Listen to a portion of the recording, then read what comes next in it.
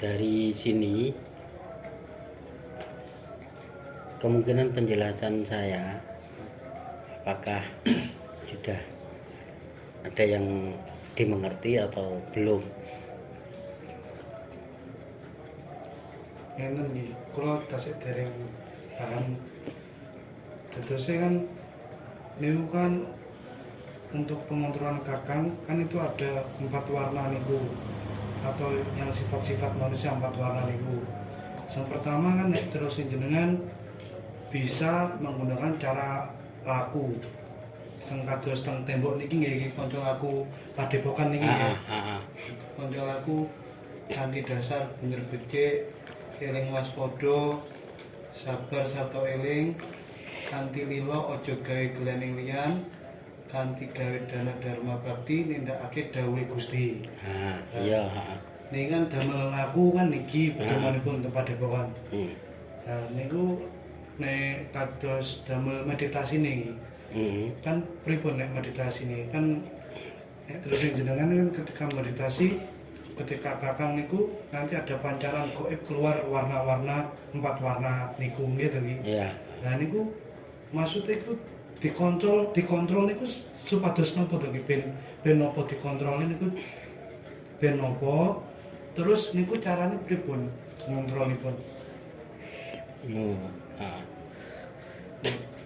Untuk seperti itu kan kita melakukan meditasi, aman ke arah meditasi.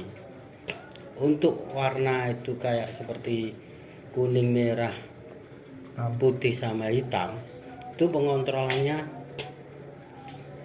di dalam pusar, atau kita fokuskan ke pusar untuk mengambil warna-warna itu dijadikan suatu titik temu di pusar. 4 warna itu dijadikan satu di dalam pusar. Lah kita bermeditasi juga masuk fokusnya ke dalam pusar. Dalam pusar. Fokus dalam pusar ini pripun iki? Napa pripun? Kadang kados pernafasan ditowekan napa pripun iki niku. Karena terus biasanya untuk pernafasan sang kados kok di otot dikencangkan di perut apa ngono niku to iki. Nah, jangan dikencangkan atau jangan gimana ya. Kita itu untuk bermeditasi, untuk fokus ke pusar itu relax, nyantai, tenang. Nyantai, mata sama pikiran itu yang kita tujukan ke pusar untuk pembelajaran. Mata dan pikiran kita masukkan ke pusar, atau kita memandang mata itu kita untuk memandang pusar, sama pikiran itu dimasukkan ke pusar.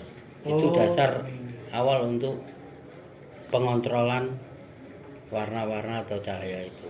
Terus ketika pas meditasi kan marung tuh gitu gitu. Nah niku pandangan mata kita tuh ke bawah gitu. Iya. Apa kita fokusnya dalam gelap pas meditasi kan merem kan gelap. Iku memandang pusar gitu pripun iki. Dalam gelap itu kan otomatis dengan sendirinya. Pikiran kalau kita masukkan ke pusar itu apa gini, mata kita akan juga tertuju ke situ. Oh, iya. Nggak mungkin kalau kita melihat pusar terus pikiran kita kemana-mana tuh nggak mungkin, harus juga masuk ke pusar. Kalau kita pikiran kita kemana-mana berarti kita kurang rileks, kurang santai, atau mempunyai beban pikiran.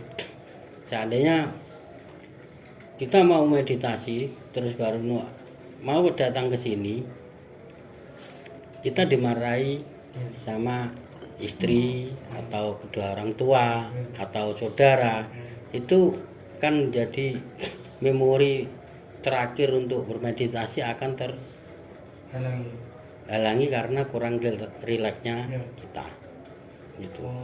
Terus pusar niku napa saged diartikan damel mengendalikan nafsu niku nggih?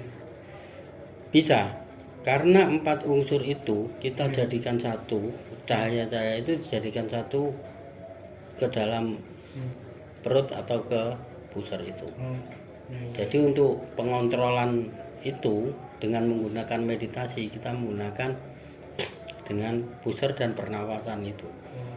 Oh, napa sing diarani kados nek anu kados meditasi 0.0 niku napa nggih niku nggih dadose Kan ada yang berbilang nggih terus. seperti mempunyai titik nol atau titik kekosongan. Sebenarnya ada yang bilang kan juga gini, kosong adalah isi, isi adalah kosong. Nah, dari situ kita mengosongkan pikiran untuk menunjukkan suatu ke pusar, masih akan mendapatkan suatu isi atau pencerahan dari apa jenis gejolak tubuh kita. Kan di situ.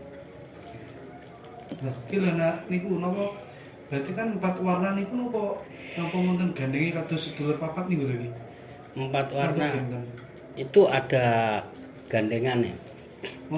Ada berurutan ya. Kayak apa jenis warna itu kan mempunyai, saya bilang mempunyai sifat. Kayak kakang kawah adi hari-hari dulur papat. Dulur papat itu kan juga sifat sebenarnya. Nah, itu terbentuk dengan warna-warna itu. Kayak merah amarah kita atau terbentuk dengan amarah, tapi kalau amarah itu berlebihan kan akan menimbulkan suatu sengsara kita ya. Amarah karena tidak terkendali. Dan sebab itu kalau kita dominan dengan warna merah, harinya kita bisa menetralkan. Itu menetralkan dengan mengosongkan suatu pikiran untuk bermeditasi itu kan. Terus napa anu niki napa sing diarani menyatukan sedulur papat niku nggih? Bisa untuk menyatukan sedulur papat, bisa juga dibilang seperti itu, untuk menyatukan sedulur papat kita. Kuncinya pusar. Kuncinya pusar karena 4 warna itu kita simpan di pusar. Nah terus nek kecampur pripun nggih ngoten niku maksudnya dados tunggal ngoten terus. Jadi satu maksudnya merah, kuning, hitam, putih itu jadi satu. Jadi ya seperti itu kita jadikan satu lah. Wadahnya itu kan pusar. Oleh sebab itu kenapa kita menggunakan wadah pusar? Karena si jabang bayi itu kan terfokus untuk makannya kan lewat pusar. Nah itu untuk apa jenenge penetral hawa nafsu kan bisa terkontrol di situ. Kalau kita makan yang banyak nggak pernah arep-arep kan otomatis dari rasa itu kan. Nah, pengontrolnya itu adalah pusar itu. Jadi kalau sudah cukup untuk makan kan cukup. Dan seperti itu.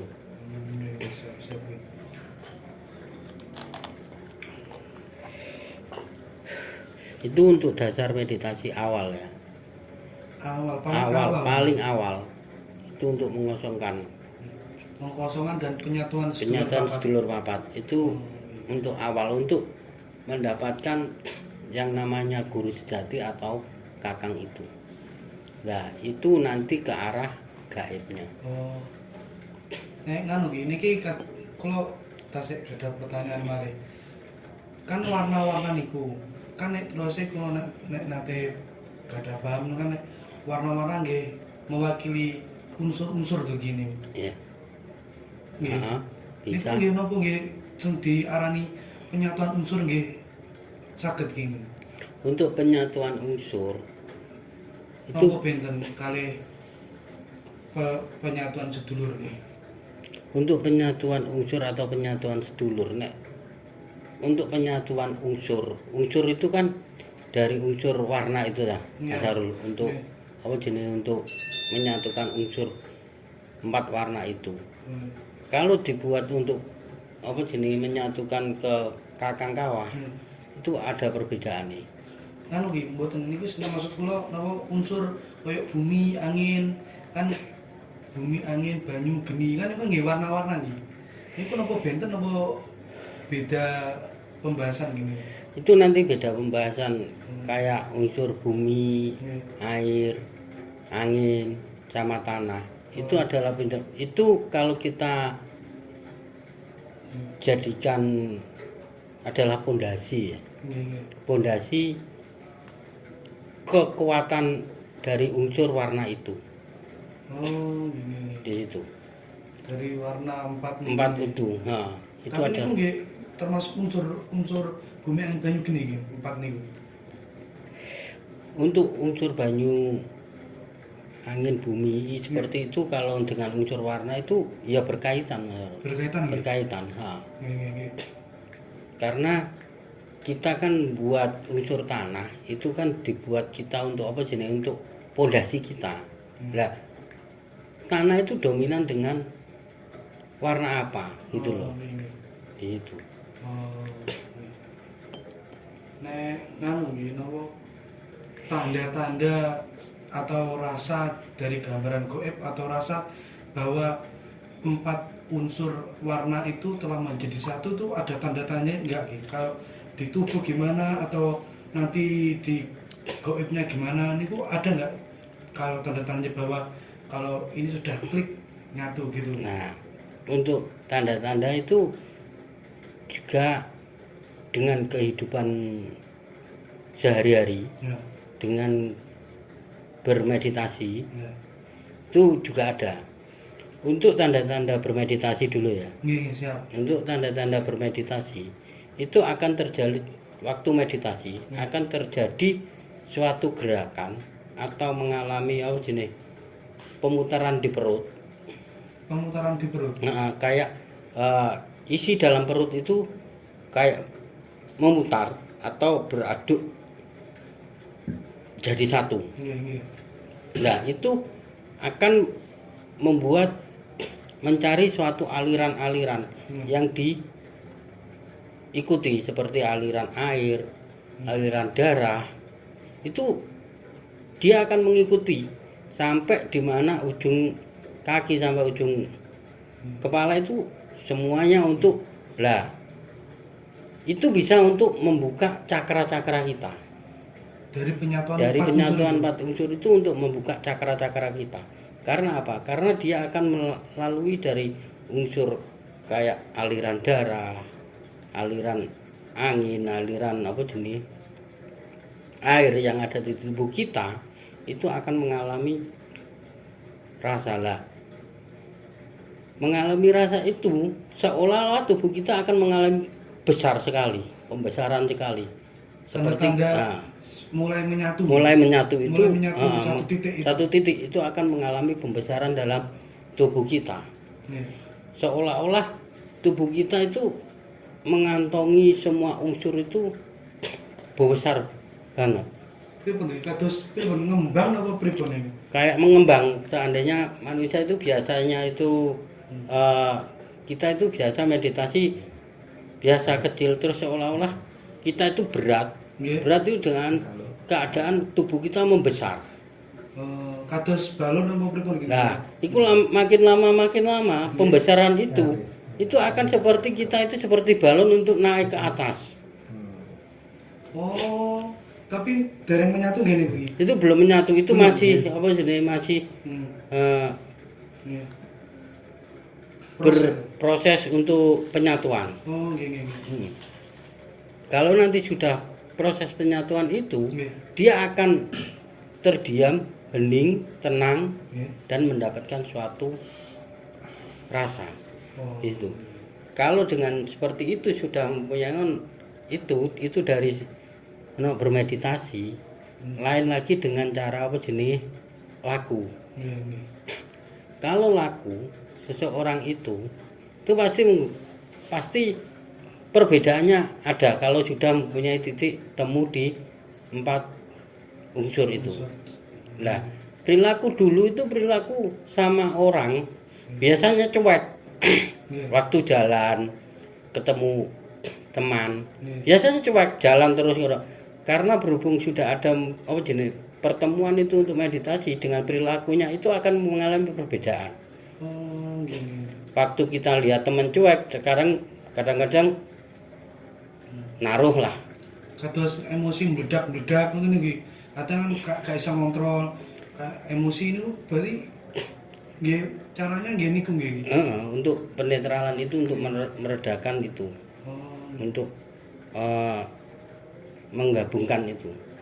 Oh, dadosnya antarane meditasi sama kehidupan sehari-hari sebenarnya itu saling berkaitan ya? Saling berkaitan. Oh, Ya, gitu. seandainya kita bermeditasi saja, tapi Iya. kita nggak menggunakan yang Mas bilang tadi untuk poncolakunya, kan otomatis keseimbangannya kurang. Oh, gitu. Jadi kalau keseimbangan kurang, Ya.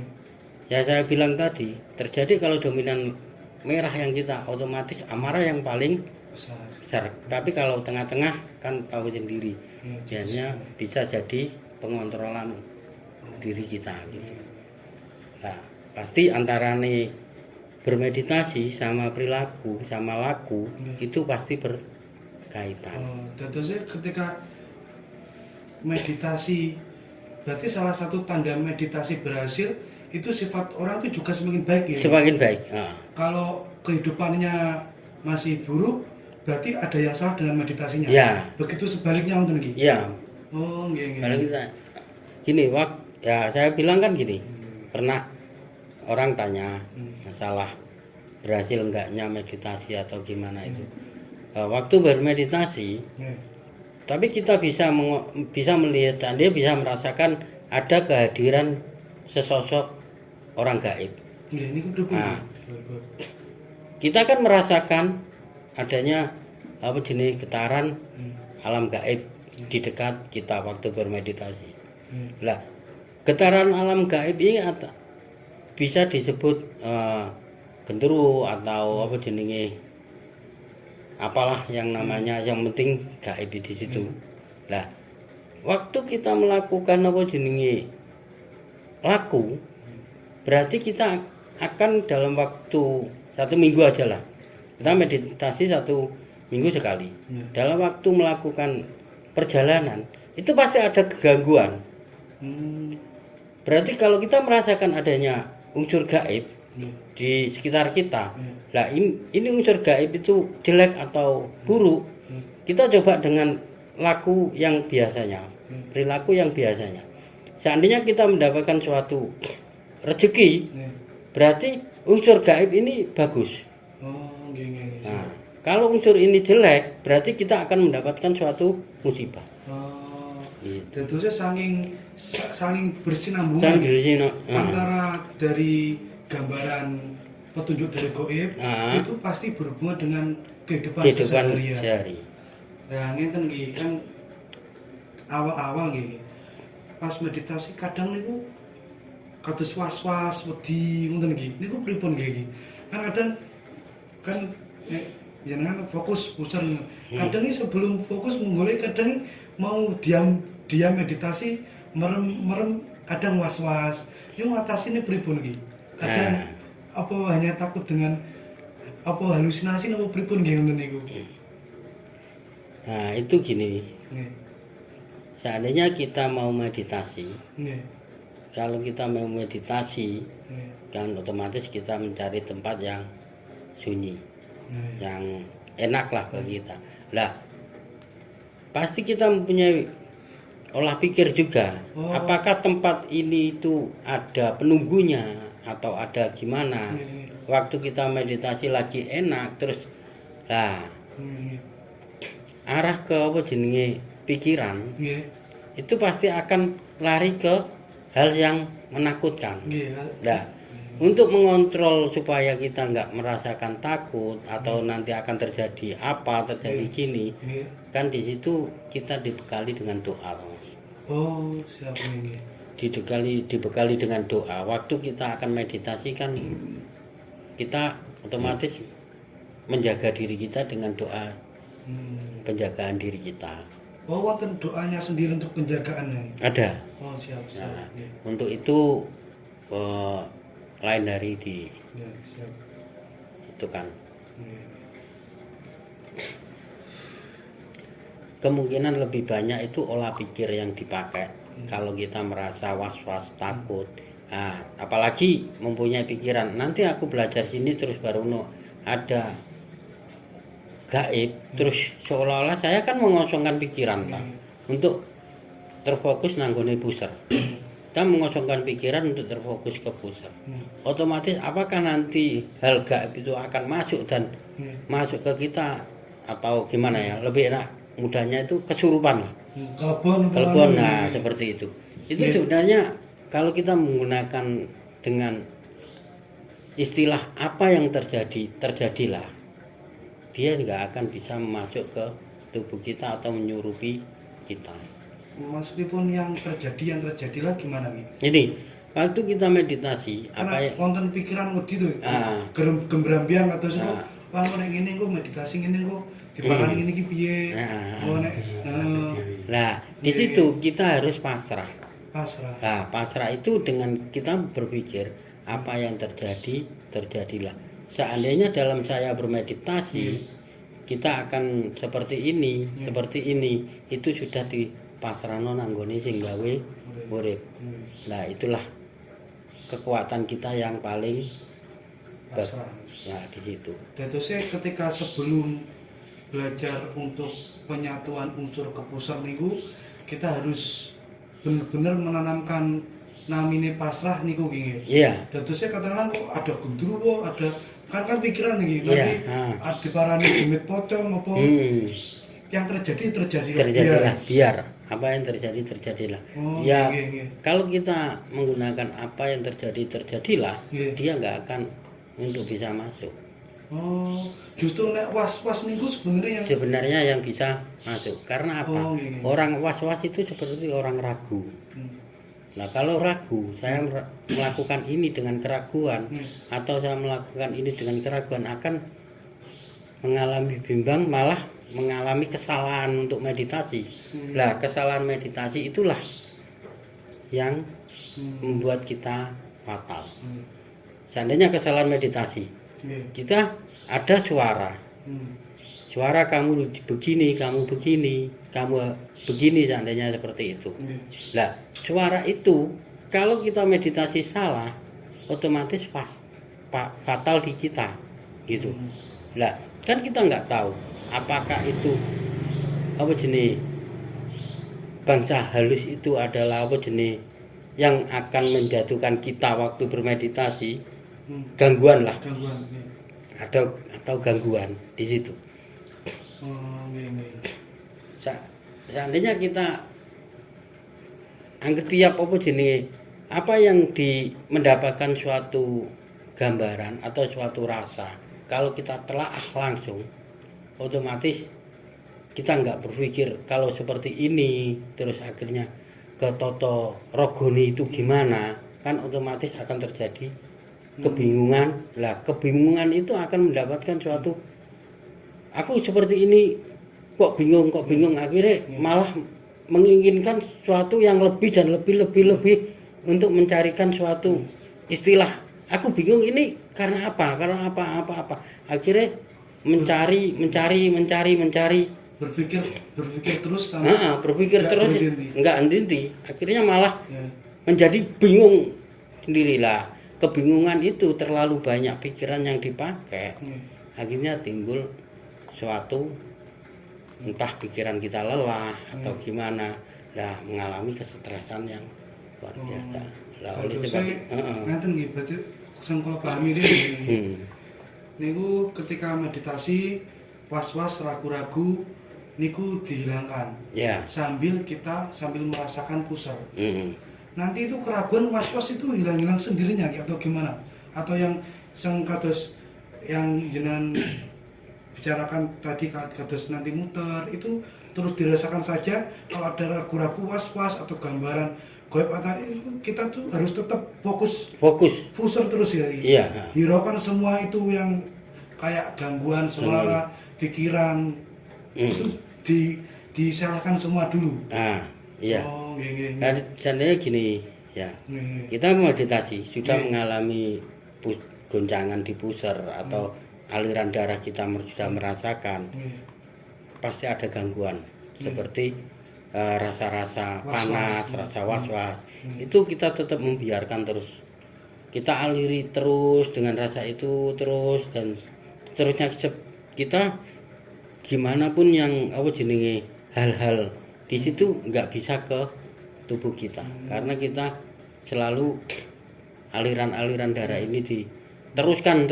Lah, kalau kita sudah mengalami semuanya sudah bagus, sudah mengalami penetralan yang ada di tubuh. Nah, aura kita dengan aura dia kalau bersandingan atau bertabrakan dengan aura kita, dia mau masuk ke tubuh kita karena mengalami kekosongan, pasti kita akan mempunyai tanda kayak gelegean atau itu kan antara aura gaib itu ke tubuh kita tapi dinetral dengan aura kita, akhirnya saling bergesekan. Nah, timbul adalah suatu kayak sendawa atau gelegean di situ. Oh, dadosnya sing kula tangkep ya Ki, kados ada sensasi apapun itu, jangan sampai terpancing dengan sensasi itu Ki. Iya. Kita tetap fokus merasakan kepusar, ada gejolak-gejolak itu di perut saja Ki. Iya. Jadi kalau ada sensasi apa, hawa panas, dingin, was-was, cemas, pikiran apa itu, semua itu jangan sampai kita terbawa sensasi yang ada di luar tubuh ya gitu. Iya. Oh, iya, siap. Karena itu hanya mengganggu untuk bermeditasi kita aja. Nah, sampai was-was, sampai terjadi sendawa itu. Lah, akan kadang-kadang kita akan ada yang makhluk kayak berangasan. Akhirnya ini disenggol gini enggak ada reaksi, akhirnya dia masuk secara frontal. Lah, sakit nonton ini? Bisa. Lah, otomatis kita akan kayak seperti orang kena pukul. Kayak kita akan gitu, sebenarnya itu senggawanya lebih besar. Nah, di situ. Oh, dadosnya kados teman-teman di padepokan pas meditasi gelegean. Kayak itu sebenarnya itu penetralan dari makhluk-makhluk halus itu yang masuk kita, atau dengan penetralan tubuh kita yang mengalami ada aura gaib. Seandainya kita mengalami aura gaib yang ada di tubuh kita, dengan adanya meditasi itu kita meneruskan rasa itu, lah aura itu akan dibuang sama waktu kita bermeditasi. Kados pembersihan tubuh juga nih. Iya, bisa digunakan sebagai kayak resik rogo lah diibaratkan. Kados pembersihan rogo pembersihan rogo atau pembersihan hawa hitam yang ada di tubuh kita. Karena dulu sebelum kita mengetahui hal gaib ini atau mengetahui kakang, kan kita tinggal laku kita kan seperti ada yang saling ejek teman, saling ngomong sing iku sing ngono, kan otomatis kita juga mengalami aura yang jelek di tubuh kita toh. Nah, aura jelek yang ada di tubuh kita, berhubung kita bermeditasi untuk menetral itu, untuk membuang itu, nanti seolah kita akan seperti kayak ngutah atau gimana, itu karena pembersihan dari hawa hitam yang ada di tubuh kita. Oh, jadi kalau rajin kayak pemfokusan pusar, penyatuan, sedulur papat bareng itu, nanti kayak penyakit-penyakit di raga itu bisa sembuh dengan sendirinya juga nggak gitu untuk penyembuhan tubuh, kayak sakit-sakit gitu. Sebenarnya seperti itu bisa untuk seandainya kita bermeditasi terus kan untuk aura hitam itu yang membuat kita sakit tahu sebenarnya. Seperti kayak aliran darah kita itu terganggu. Lah, untuk menerobos aliran darah itu, menerobos gangguan itu, otomatis menimbulkan sendawa atau gimana lah, itu bisa keluar lah, itu bisa untuk malah bisa menyehatkan tubuh. Gitu. Berarti dengan kata lain, apakah bisa untuk membersihkan rumah? Kan tadi bilang bisa untuk membersihkan aura-aura jelek di sekitar kita. Untuk sebenarnya untuk dasar dulu ya, untuk otomatis untuk diri kita dulu. Seandainya kalau kita ingin ke arah apa jenenge membersihkan rumah atau apa jenenge kayak Mas mau untuk menyembuhkan orang, itu ada terapnya lagi untuk pembersihan itu. Sebelum ke arah situ otomatis kita mencucikan diri kita dulu. Kakang akan mencucikan diri kita dulu untuk mengeluarkan aura hitam-hitam di tubuh kita lah. Kalau kita sudah mengalami pembersihan, mengalami kesucian itu, kita akan seperti orang baru dan kayak bayi lah. Kayak bayi kan kita bisa melihat apa jenenge hal gaib yang kita bisa lihat. Nah, untuk pembersihan rumah kan kita harus bisa mencucikan diri kita kan. Berarti kita untuk bisa apa jenis membersihkan rumah ya, kalau di rumah ini ada aura yang gak bener atau gimana, kita harus membersihkan tubuh kita dulu. Kalau tubuh kita itu sudah bersih, suci, berarti seperti bayi lagi, otomatis kita bisa melihat aura-aura itu seperti itu. Oh, jadi pemfokusan pusar penyatuan unsur sedulur papat atau warna itu juga bisa mengaktifkan mata batin juga gimana? Bisa. Untuk menambahi itu biasanya kan apa jenis dulur papat. Ya. Nah, pancer itu kan adalah dulur papat 5 pancer. Pancer itu perkumpulan dari warna-warna itu. Nah, Pancer itu saya itu nih. pancer itu bukan saya sebenarnya. Bukan saya. Pancer itu malah pertemuan antara dulur papat itu yang menjadi satu yang terletak di pusar itu. Oh, Itu pancer. Pancer itu pusar.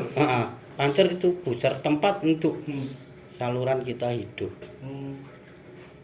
Saluran kita untuk hidup. Pancer bukan saya berarti. Bukan. Selama ini mikir kan sedulur papat, pancer itu tak kira saya ini pancer gitu. Pancer itu perkumpulan antara hawa atau warna itu, sifat itu jadi satu. Itu kalau kita belajar meditasi. Nah, baru yang namanya 6 itu biasanya rogo, yaitu diri kita yang mempunyai pancer. Itu kan sudah apa jenis saya bilang di dalam pusar. Itu kan pancer. Si jabang bayi makannya adalah lewat pusar. Berarti itu kan untuk kehidupan. Nah, pancer itu adalah untuk suatu kehidupan, mengendalikan unsur 4 itu. Nah, rogo itu adalah tempat wadah. Oh, rogo wadah. Bukan pancer nih. Bukan pancer. Oh, siap. Nggih. 6 rogo biasanya terus tambah sip itu sukmo kan di situ. Sukmo itu pripun nggih sukmo? Sukma itu waduh. Sukma itu kan apa jenis antara perkumpulan apa jenis nek sudah mempunyai wadah tempat rogo wadah. Nah, rogo itu lah baru sukma itu dari Nur Jayaning Gusti yang terkirim ke wadah itu. Nah, karena sudah ada 4 sifat, sudah bisa untuk pengendalian untuk itu, baru sukma ini dimasukkan. Apa sing diarani sejati napa niku? Nah, itu yang bisa diarani sejati. Kalau guru sejati itu adalah pancer itu. Oh, nah, pancer itu bisa disebut dengan kakang di situ. Karena guru sejati untuk mempelajari ilmu gaib itu melalui kakang.